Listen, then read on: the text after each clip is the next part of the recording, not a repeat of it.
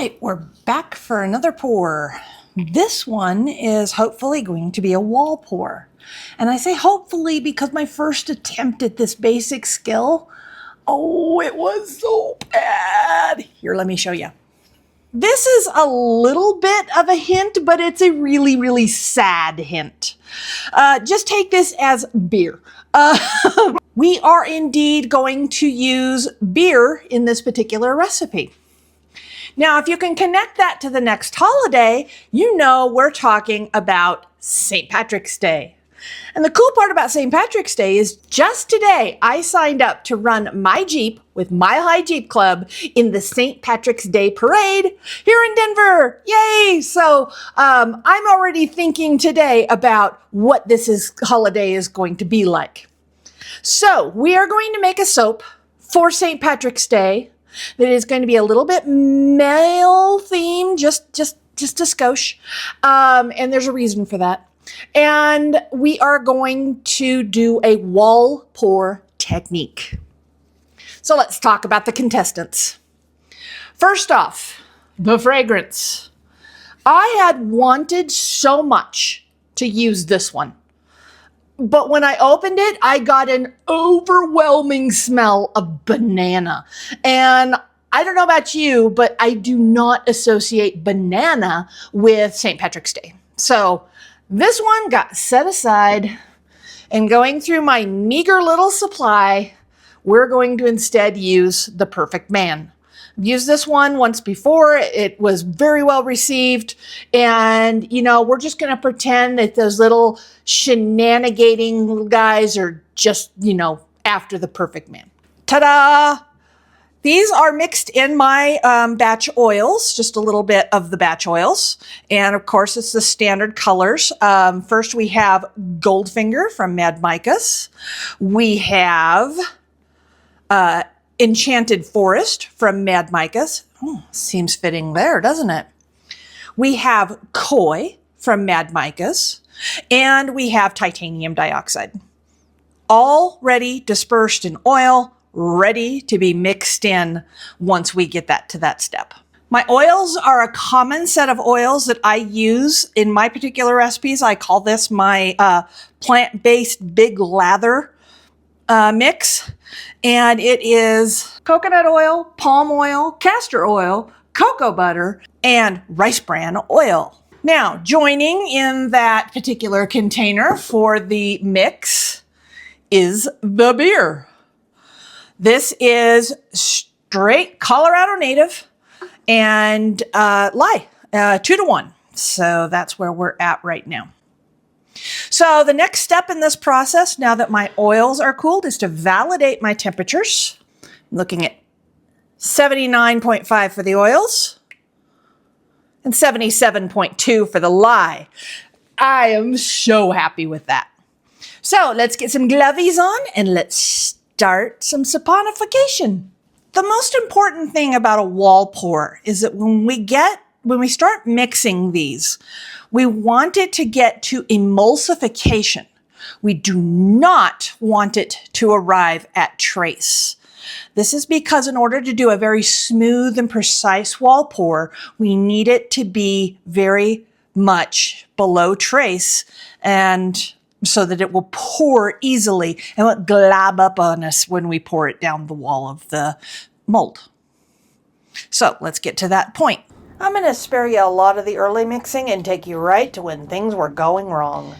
And I think I screwed up. Yeah, I screwed up really big. That blows. How in the world am I going to salvage this? I don't know. Now, I did wind up with a pretty good soap bar. Since I ended up hanger swirling it, I'm calling this one the Drunken Leprechaun. In this case, I'm changing just about everything. I'm changing the recipe. I'm changing the colors. I'm changing the fragrance oil. I'm changing the temperature I'm soaping at. So I don't know which one was my problem for why it accelerated that fast when the fragrance oil said it's not supposed to accelerate, but we're just going to do it again. This is my basic lard recipe. It's different than the one I was using with in the last one, which was a pure plant-based recipe. I'm not saying the recipe was a problem, I'm just saying I have more comfort level with this particular recipe. So that's what we're going to do. So it's time to get the lye in.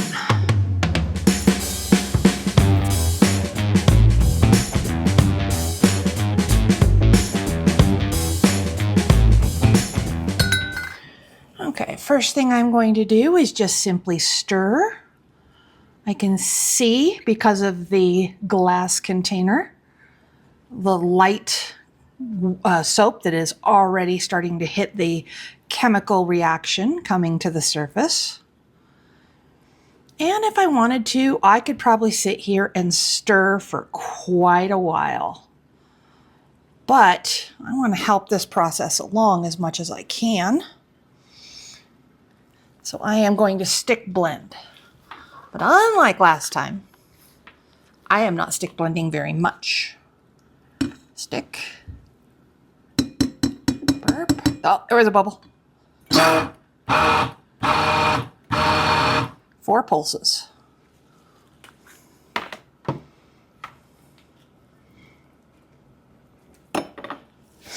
And I'm going to stir.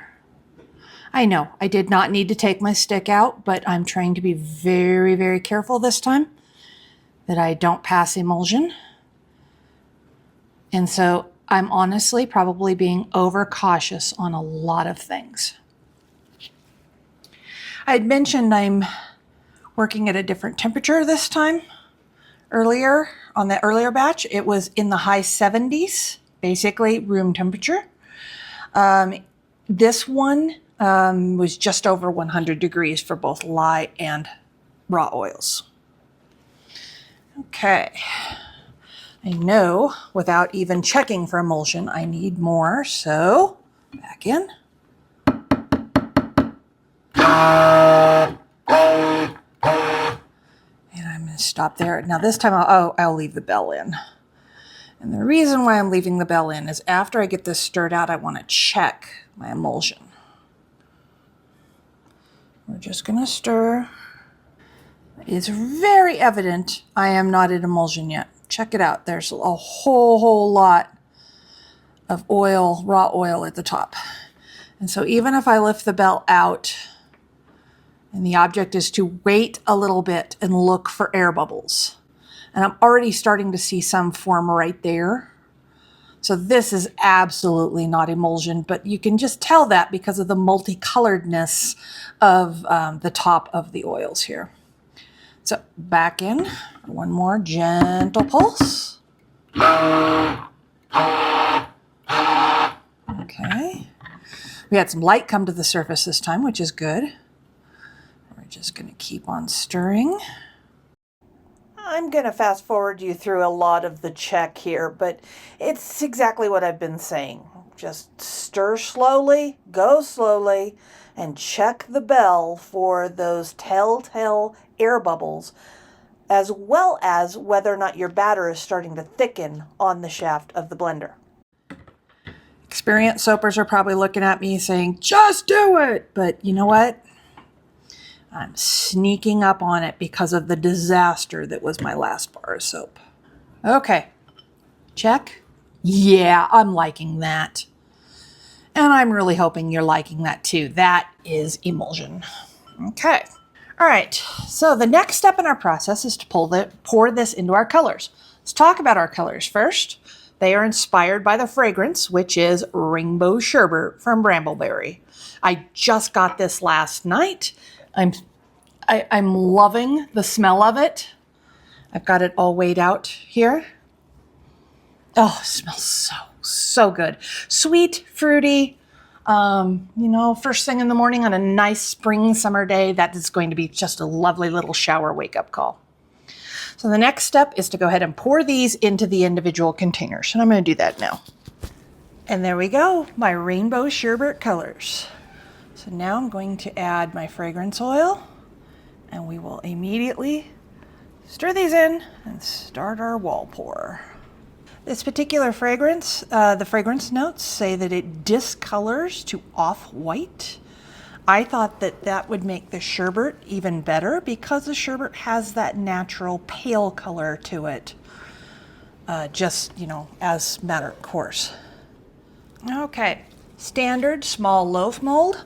I'm actually going to come in and take my finger in my raw batter, and I'm going to grease up the row that I'm going to be sliding the nozzle on for this pour. Just helps ensure a smoother pour.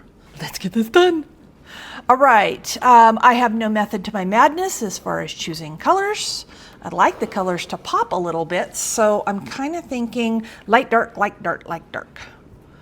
Okay, as said earlier, there's a lot of pouring when it comes to doing this. Make sure you can see this. And rest the mold on and just pour. There we go.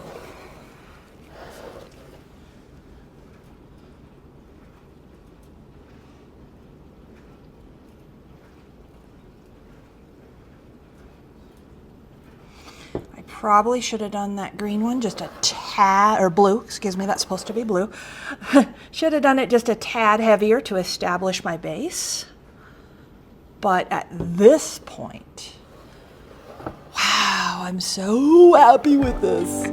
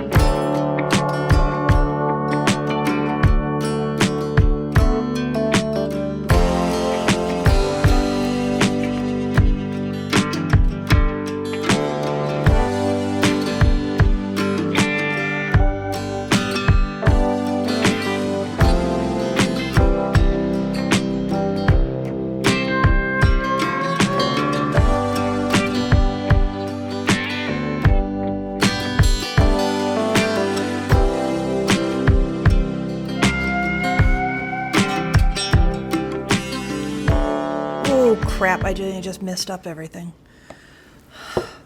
Darn it. Hey, it happens. All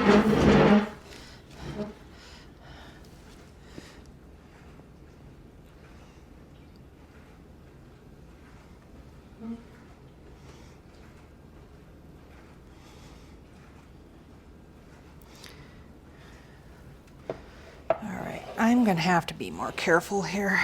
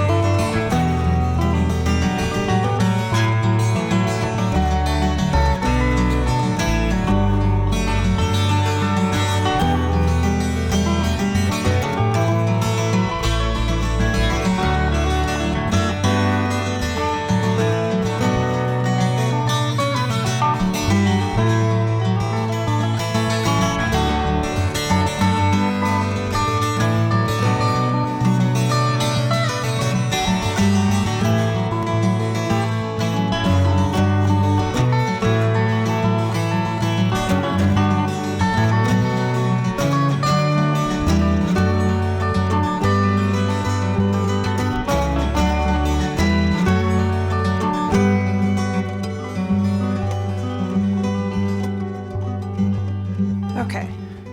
At this point, I don't think I'm going to get much more in. This is curling up in an interesting way. Can't wait to see what's going on there. So we're just going to start dumping the rest and doing a top.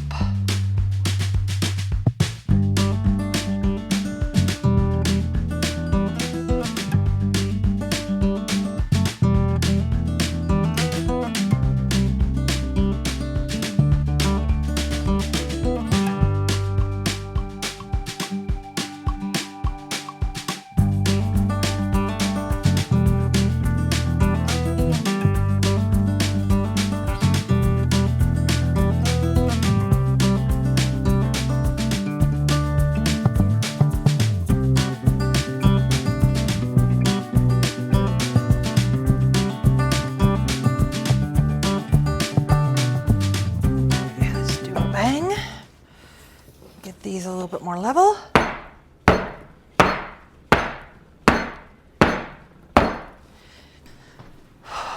Okay.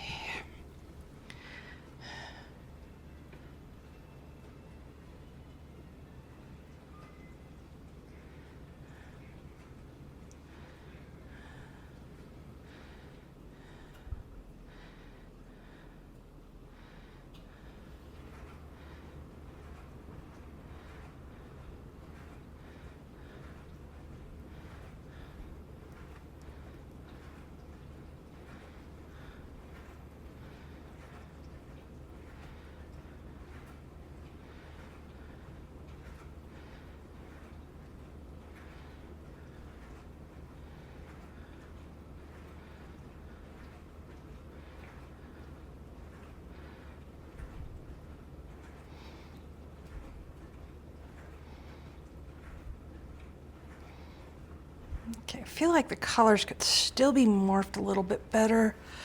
We're going to do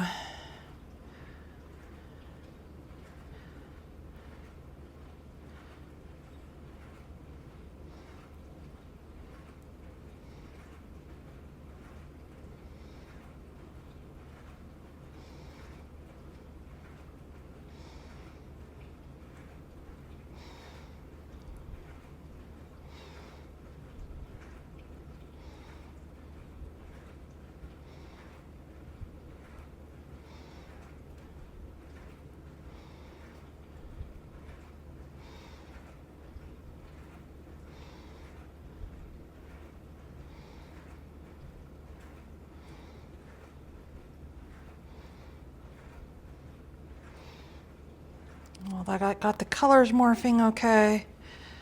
Let's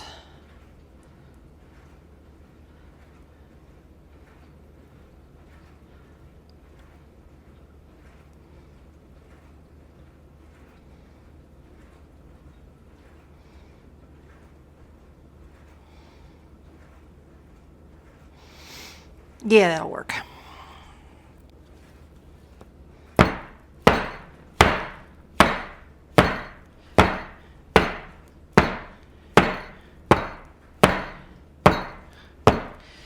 Okay, let me clean it up. We'll C-pop it and we'll take a look at this one tomorrow.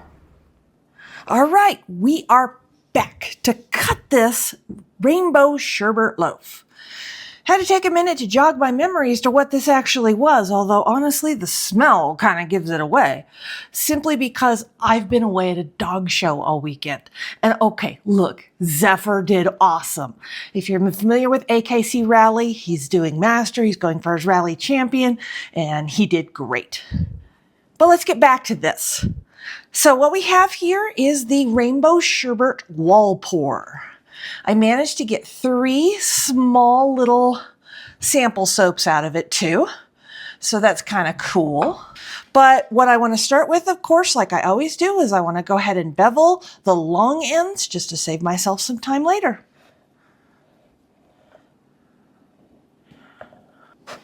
Okay. Just the 4 ends. We'll do the ends later. Okay. Bring this guy back in. And as usual, we are simply doing a vertical cut, just like a loaf of bread. You can tell I'm mentioning it because I have another one coming up that's going to be a special cut. We will start with our 1/4 inch. Let's see what this puppy looks like. This is among the longest I've ever allowed my personal soaps to go. Normally I cut them the next day, but I actually made this one on a Friday afternoon, and it is currently Sunday evening. There it is. That is cool. Wow. Oh, I can't wait to see the rest of this one. Come on, let's get at it.